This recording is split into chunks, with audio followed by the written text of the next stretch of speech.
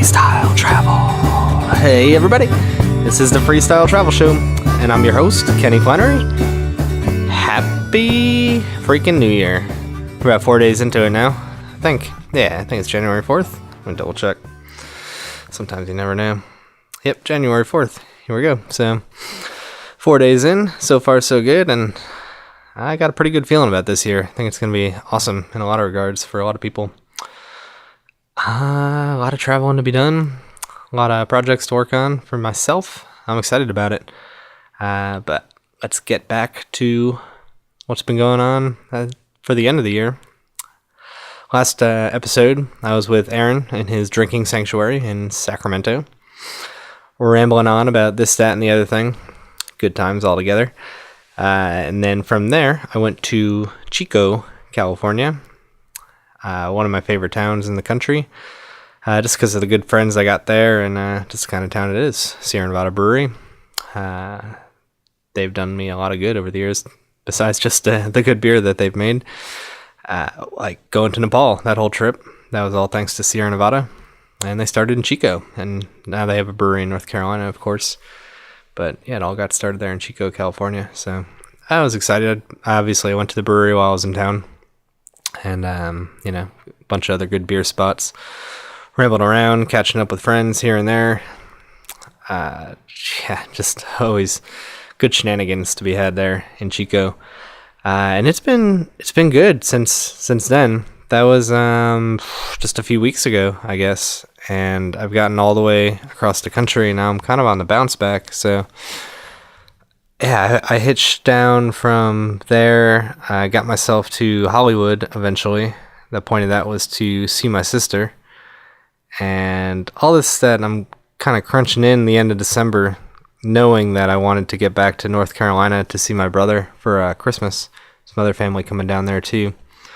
So I was kind of watching the calendar more than normal, just trying to leave some time to hitch across, but it all worked out really well.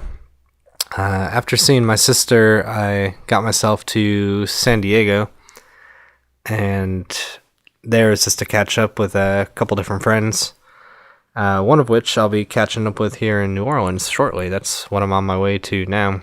I should say at the moment I'm in Georgia. I'll get to how I got there. But yeah, I'm halfway en route, in transit as it were, to New Orleans. That's my current goal. But yeah, San Diego. Good times, good beer. You know how I roll. Like to drink good beer everywhere I go. And from there, I started making my way to Phoenix. Hitched a lot of rides to get there. Took a couple days, actually. Just kind of got a slow start the first day. But, it happens. Spent the night in Yuma. But I got there. Good ride. A guy from Vermont He picked me up outside of Yuma. He was on his way to Phoenix, going all the way to Phoenix just to buy weed. Had a medical card and everything. I guess just didn't have any real good connections in Yuma, so I just drove all the way to Phoenix, which is cool for me. He dropped me off right at my friend's house. Caught up with my friend there, Larry, and drank this beer that we brewed back in January. It was freaking awesome. We brewed this Imperial Stout that was it was about 11%. He made up labels for it too, but it was a big old stout we aged on oak chips that had been soaking in rum, along with some slightly crushed up coffee. So freaking good, and I wish I had some, and he did give me 2 bottles, so when I left his house, it was the 20th of December, so I knew I'd be cutting it real close, trying to get to North Carolina by Christmas. 20th, 21st. So I said, like, not that many days to get there, but just over 100 hours is kind of what I worked it out to be. So took 2 bottles of that beer. I was excited to bring them back, let my brother try them and whatnot. We had brewed a campfire stout, a similar-ish recipe, so I was excited to try them back to back. But I lost to beers, but it was totally worth it because... Yeah, my friend Larry, he dropped me off in the morning on Interstate 10, and yeah, the big thing for the day was getting across Phoenix. Anyone who's been to Phoenix knows it's a big, spread out city, so that was my main concern, just like getting across that city in good time. And I did. I got a ride from this really friendly woman whose husband is a truck driver, actually, that she only sees once a month. He's like on the road constantly. And she was going all the way across to Mesa, like the other side of Phoenix. So right away I was like, awesome. I didn't wait that long for this ride. Now I'm all the way across Phoenix. And kind of my goal that day was Albuquerque, or not Albuquerque, El Paso in my head is where I wanted to get to. I figured if I got to El Paso, I was on pace to keep on going. I was thinking like El Paso, Dallas, maybe Jackson, and Atlanta, and then North Carolina was in my head. Those were my my benchmarks for each day. But I didn't end up having to do any of that because the next ride I got was this guy, Mike, in a pickup truck, and hopped in the truck, asked where I was going. I told him North Carolina, so in the direction of Tucson.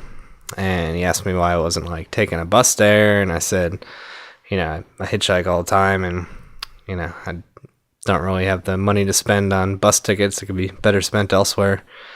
And he's like, well, it's Christmas time, it's your family. He's like, I'm doing pretty well, how about I get you a bus ticket? And I was like, dude, bus ticket's gonna be like $200 or more, like you don't have to do that, like I'll make it. And he's like, no, you really should be there with your family for sure, not have to like screw around hitchhiking. So he kind of insisted, and I was like, all right, definitely, all right, cool. So we stopped at a job site he was working at. He's a builder, so we stopped at this really beautiful house, and he had built a couple houses in this neighborhood, big old house, and just dropped off some sage and cactuses and plants and stuff that he was gonna get planted. He was kind of in that phase.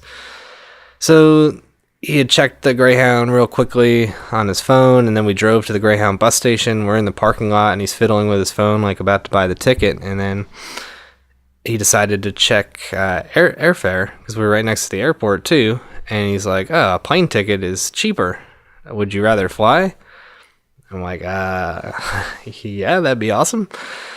So he's like, all right, let's do it. There's a plane leaving in 2 hours going to Jacksonville, North Carolina, which is the closest airport to my brother's place, like less than an hour away. And the plane was leaving in like 2 hours, so we drive to the airport. He buys me a ticket, and freaking unbelievable.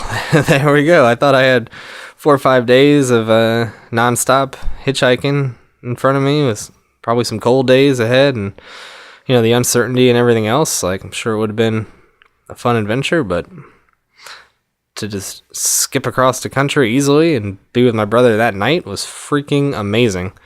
So yeah, I did have to give up the beers because checking a bag was extra, and I just hate checking a bag, and the 2 bottles of beer would have been the only reason to do that. And so I just gave the bottles a beer to him, which is cool. I think hopefully he'll like them. I'm sure he will, but yeah, I don't know if he was a big beer drinker, and these are pretty hearty, freaking awesome beers. So that was the one trade-off. These 2 amazing imperial stouts. Oh, they're so good, so freaking good. And even the lady behind the counter selling us the ticket and stuff, she even commented like how cool they looked, just the artwork alone that my friend made up for him with the labels. But yeah, whatever, to give up those 2 bottles of beer for freaking plane ticket. So, I mean, I've had people, get me on buses and even trains several times, and that's kind of just as amazing. But to just hop on a plane and be all the way across the country is kind of nuts. It was cool. The first good portion of the flight, we were there was no clouds or anything, so just red rock and gorgeous scenery below. It's kind of cool seeing it all from the air, cruising along. So yeah, freaking amazing. So later that night, before midnight, I got in. My brother was there, scooped me up, drove down, had a beer, caught up, and then I've been there through Christmas and New Year's. My dad, stepmom, little brother, they came down, drove down from New York. Obviously my sister-in-law, brother's husband, and nephews, they were there, so it was pretty chill. So I had, days to catch up on this, that, and the other thing.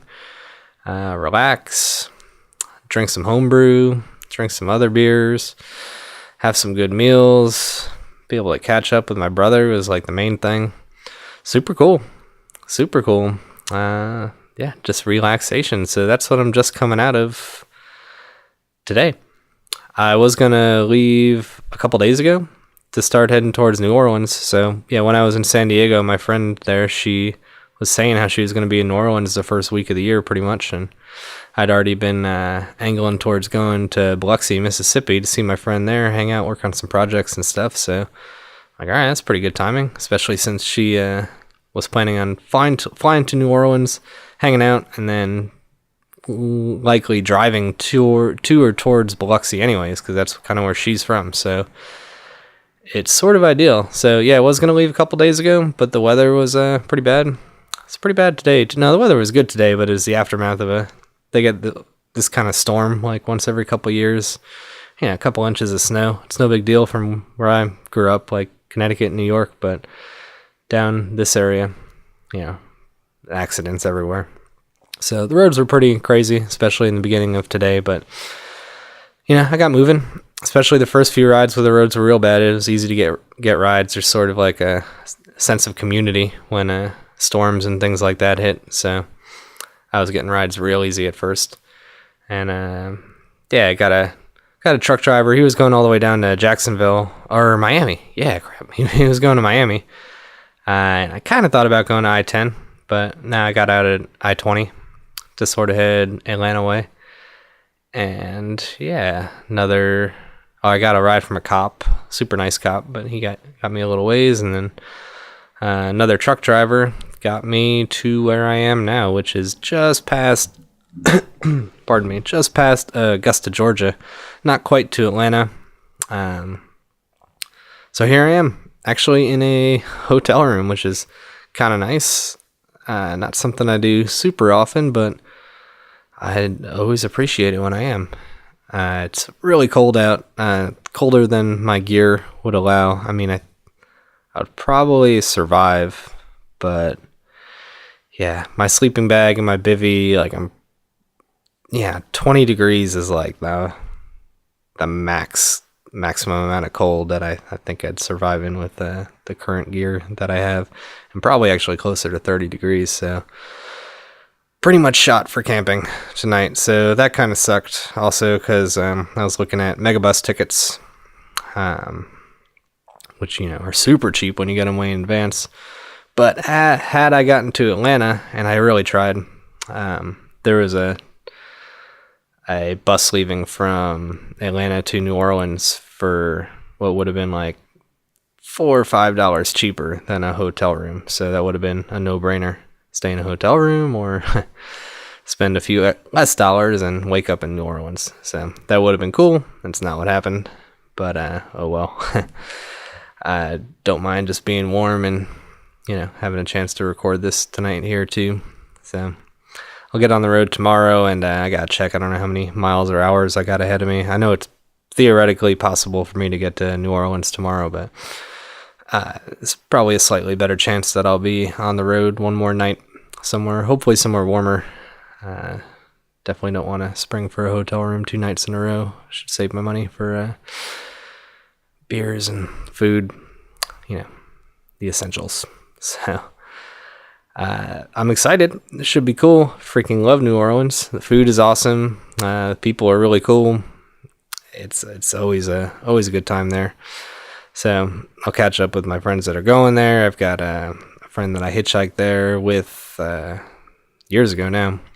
So I'll catch up with her if I can. If there's time. And then, then I'll be moving on to Biloxi pretty much. And the idea there is to probably work on several projects, but the one certainly that I'll be working on, which might be interesting, or I know is interesting to at least some of you guys listening, is the BivyPack that I designed, which is a backpack that turns into a bivy sack. A bivy sack, if you don't know, is like the smallest possible tent. It's, pardon me, it's the most basic form of a bivy sack is literally like a waterproof slip over your sleeping bag. So you can basically just kind of camp out anywhere with a really low footprint. And but the BivyPack that I've made, the frame of the backpack comes out and becomes sort of tent poles right above your head. So you've got a couple feet above your head of space, just so you can, like, you don't have fabric right on your face. You could even read a book, that kind of thing. And essentially just it's something to sleep in that keeps the bugs and the ants and all that stuff out, and then keeps you dry if it's raining. And it adds a little bit of warmth too, which is nice in weather like this. If I had to be out there, like I said, I would probably survive. But certainly if it's like 40, 50, 60 degrees outside, it's really, really nice. So I did a Kickstarter for this project a couple years ago now, actually. And I've been reiterating the design ever since then. It's been almost exactly a year since I sewed up the one I'm looking at now that I've been traveling with.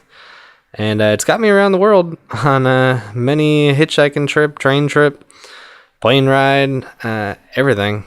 It's been put through the paces, and I'm about to make it a whole lot better. So I'm really, really excited about that. I'm due for a new one, so it's going to end up being a little bit nicer as a bivy.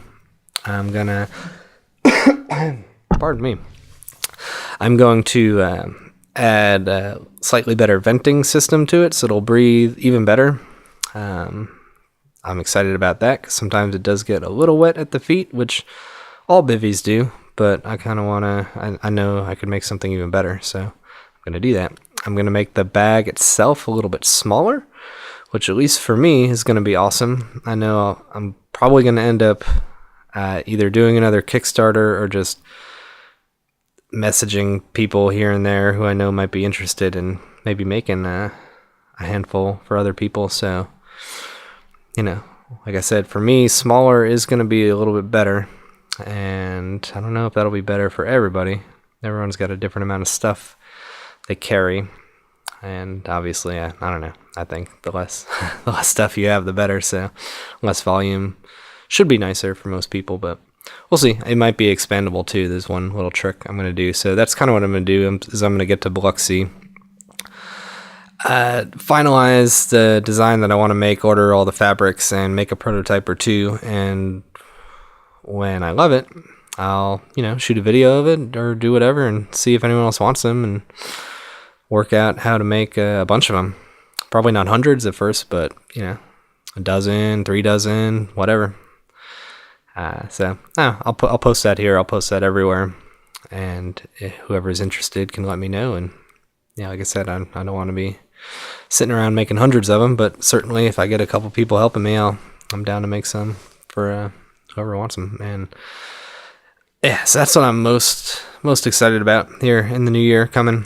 I got some other projects. This is going to be a big year of projects, I think. I'm still going to get plenty of traveling in, but getting these backpacks done is going to be huge.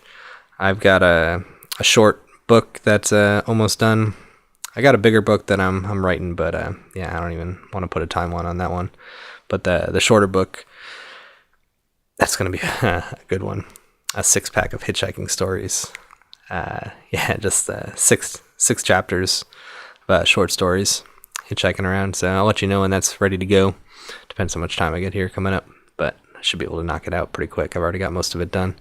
So I'm excited to get that done. And then I don't know, as far as traveling outside of the US, plans for that, there's never any plan really. But South America is always kind of yelling at me, calling my name. Europe's always an easy place to go over to. So I've been wanting to get back to New Zealand. I've been wanting to get to Africa. So I'm just going to see how the next 2-3 weeks kind of play out. And then I'll be probably be looking to get out, go somewhere. But I don't know, it's all about good times more so than the destinations. So let all that play out too. So that's how the new year's gone. That's how the last year went, and what's coming up in the future. Good stuff all around. So stay tuned here and check out hobolifestyle.com, of course, Freestyle travel show. And you can search all that Hobo Lifestyle good stuff on Facebook, Twitter, all those good places. And I usually update where I'm hitching to, what's going on, what I might be up to next. If you want to follow the BivyPack thing, I'll probably update everywhere, but you can follow BivyPack, BivyPack on Twitter. That's usually where I'm updating stuff, and whenever people email me wanting a pack, I tell them to stay tuned to that. It's the best way. So yeah, freaking good times. Love you guys, and I will see you down the road. With all my shit straight, I'll get my big brain.